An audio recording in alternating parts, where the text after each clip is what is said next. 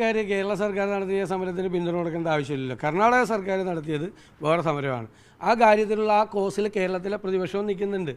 ഞങ്ങളെ 18 എംപിമാരും കേന്ദ്ര ധനകാര്യമന്ത്രിക്ക് കൊടുത്ത മെമ്മോറാണ്ടത്തിലും ഞാൻ മുഖ്യമന്ത്രിക്ക് എഴുതിയ കത്തിലും 14-ാം ധനകാര്യ കമ്മീഷനിൽ നിന്ന് 15-ാം ധനകാര്യ കമ്മീഷനിലേക്ക് മാറിയപ്പോൾ 2.5% നികുതി വിഹിതം ഉണ്ടായിരുന്നത് 1.92 ആക്കിയതിന് ഞങ്ങൾ എതിർക്കുകയാണ്. ഞങ്ങളിപ്പോൾ ഇവരുടെ കൂടെ പോകാത്തതിൻ്റെ കാരണം പല പ്രാവശ്യം വ്യക്തമാക്കിയിട്ടുള്ളതാണ്. കാരണം കേരളത്തിൻ്റെ ധനപ്രതിസന്ധിക്ക് മുഴുവൻ കാരണം കേന്ദ്ര അവഗണനയാണെന്നുള്ളൊരു നറേറ്റീവ് ഉണ്ടാക്കി ഇവരുടെ കെടുകാര്യസ്ഥതയും ധൂർത്തും അഴിമതിയും ഇവർ മറച്ചു വയ്ക്കാൻ ശ്രമിക്കുകയാണ്.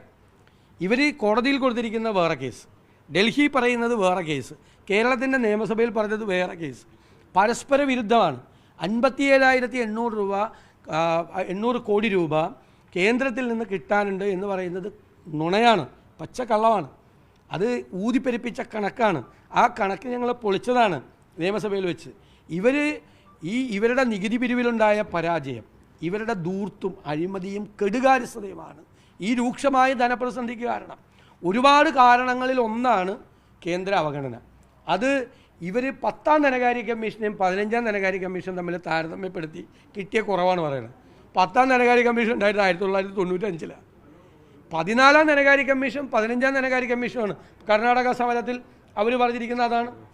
പിന്നെ അവർക്ക് അവിടെ വരൾച്ച 90% ജില്ലകളിലും വരൾച്ച ദുരിതാശ്വാസം കിട്ടിയിട്ടില്ല. മാത്രമല്ല അവർ 8 മാസത്തിനിടയിൽ 4 സുപ്രധാനമായ പരിപാടികളാണ് നടത്തിയിട്ടുള്ളത്. 2000 രൂപ സ്ത്രീകളുടെ അക്കൗണ്ടിൽ കൊടുക്കുന്ന പരിപാടി ഉൾപ്പെടെയുള്ള 4 സുപ്രധാനമായ തെരഞ്ഞെടുപ്പിൽ പ്രഖ്യാപിച്ച പരിപാടി നടത്തിയത്. ഇവിടെ പെൻഷൻ പോലും കൊടുക്കാത്ത സർക്കാരാണ്. പെൻഷൻ പോലും 5 മാസമായിട്ട് പെൻഷൻ കൊടുത്തിട്ടില്ല, ജീവനക്കാർക്ക് പണം കൊടുത്തിട്ടില്ല, ആർക്കും പണം കൊടുക്കുന്നില്ല, കരാറുകാർക്ക് പണമില്ല, വികസന പ്രവർത്തനങ്ങളില്ല, സാമൂഹ്യക്ഷേമ പരിപാടികളില്ല. എന്നിട്ട് വീണ്ടും കടമെടുക്കണമെന്ന് പറഞ്ഞുകൊണ്ടാണ് ഇവർ പോകുന്നത്. സുപ്രീം കോടതിയിൽ പോയിരിക്കുന്നത് കടമെടുപ്പിൻ്റെ പരിധി ഉണ്ടാകരുതെന്നാണ്. ഇവരെ കടമെടുപ്പിൻ്റെ പരിധിയും കൂടി മാറ്റിയാൽ ഇവരെ എവിടെ പോയി നിൽക്കും കേരളം? അത്ര രൂക്ഷമായ ധനപ്രതിസന്ധിയിലേക്ക് സംസ്ഥാനത്തെ ഇവർ തള്ളിയിട്ട്, എന്നിട്ട് ഞങ്ങളിത് നേരത്തെ പറഞ്ഞതല്ലേ, ഞങ്ങളൊരു സുപ്രഭാതത്തിൽ ഉണ്ടാക്കിയതാണോ?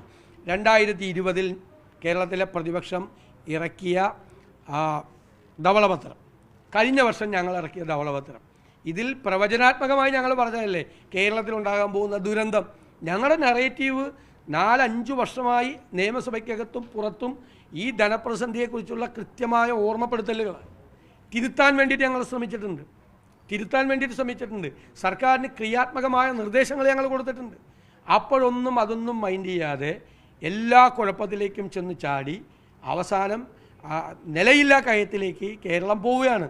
എന്നിട്ട് തിരഞ്ഞെടുപ്പ് അടുക്കണതിൻ്റെ തൊട്ട് മുമ്പ് പോയിട്ട് ഒരു സമരം നടത്തിയിട്ട് ഇതെല്ലാം എവിടെ പോയി? 5 കൊല്ലമായല്ലേ ഈ ധനകാര്യ കമ്മീഷൻ പ്രവർത്തിക്കുന്നു. 5 കൊല്ലമായല്ലേ ഈ ധനകാര്യ കമ്മീഷൻ 1.92 ആക്കിയിട്ട്. ഈ ധനകാര്യ കമ്മീഷൻ്റെ കാലാവധി തീരുവാണ്. ഇത്രയും നാൾ ഈ സമരം കണ്ടില്ലല്ലോ കേന്ദ്രത്തിൻ്റെ മുമ്പിൽ. എവിടെയായിരുന്നു സമയം?